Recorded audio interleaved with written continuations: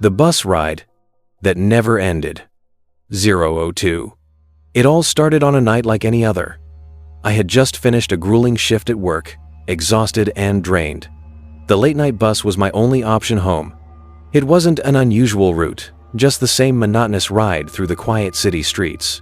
But that night was different. The bus was nearly empty when I boarded. The flickering fluorescent lights cast eerie shadows on the cracked plastic seats.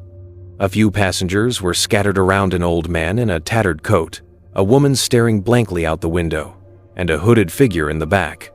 The air was thick with something I couldn't quite place. It wasn't just exhaustion, it was unease. 056. I took my usual seat near the middle, next to the window. I rested my head against the cool glass and let out a deep sigh, trying to settle my nerves. Outside, the city lights blurred as we passed through empty intersections. The hum of the engine and the rhythmic sway of the bus should have been soothing.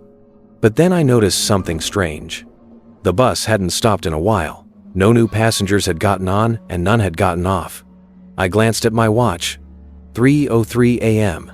The driver, an emotionless man with sunken eyes, stared straight ahead, his hands gripping the wheel a little too tightly.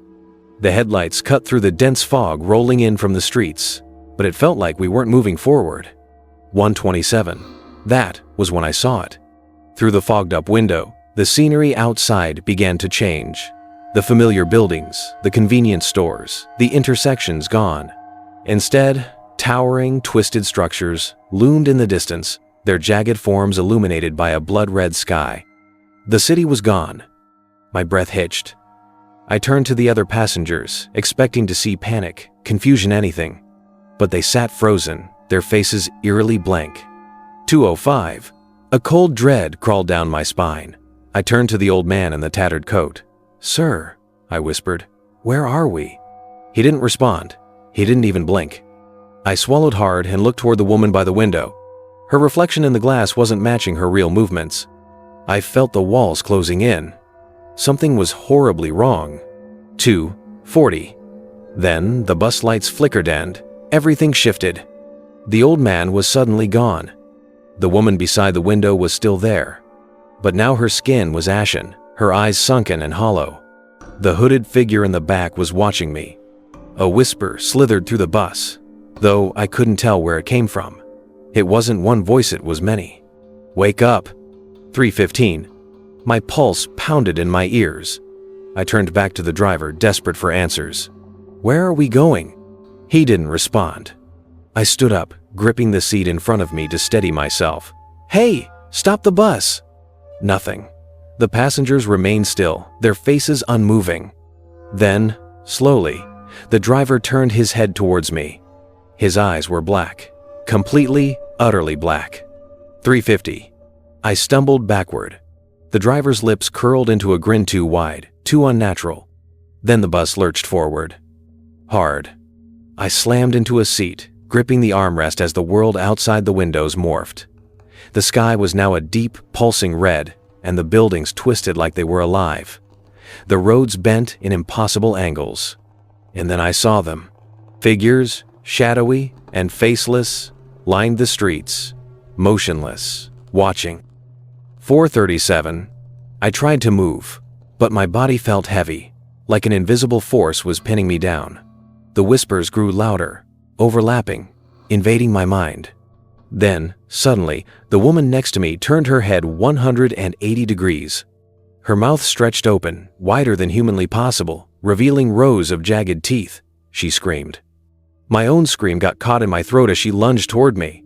I squeezed my eyes shut, bracing for the impact, but it never came. Number 511. When I opened my eyes, the bus was normal. The flickering lights, the dull hum of the engine, the empty city streets outside. I gasped, my chest heaving. Had I imagined it? Was I losing my mind?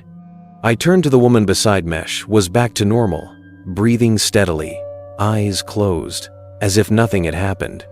6:32. I let out a shuddering breath and checked my watch. 3:03 a.m. Exactly the same time. The bus slowed to a stop. I barely waited for the doors to open before I stumbled out onto the pavement. Cold air hit my skin like a slap.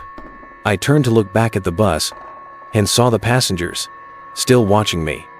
The doors closed, the bus pulled away, and I stood there, trembling, as I realized something that made my stomach drop. 704, the street I had gotten off on? It wasn't anywhere near my stop. I didn't recognize this place at all. The streetlights flickered. The buildings loomed too tall, their shapes wrong. I turned in a slow circle, my heartbeat hammering in my chest. I was still in that world.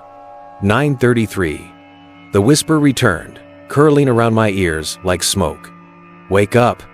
But I knew now. I was already awake.